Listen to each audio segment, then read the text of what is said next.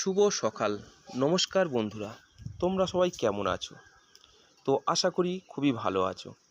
আর আজকের সরাসরি আমাদের মুড়ি কারখানাতে চলে এলাম আজকের একটা ছোট্ট মিনি ব্লগ নিয়ে। তো যাই হোক বন্ধুরা,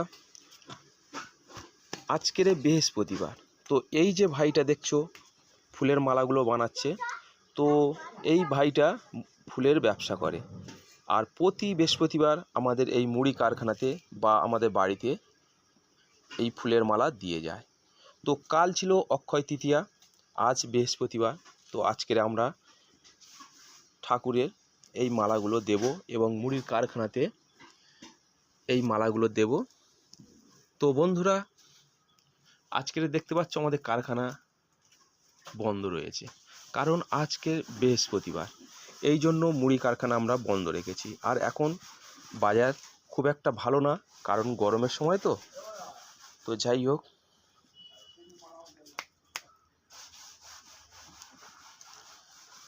আর দেখতে পাচ্ছ এই ফুলের মালাগুলো আমরা নিয়েছি কারণ ঠাকুরকে দেব বলে। আর চলো তোমাদের যে সন্ধ্যাদি কি করছে দেখা যাক।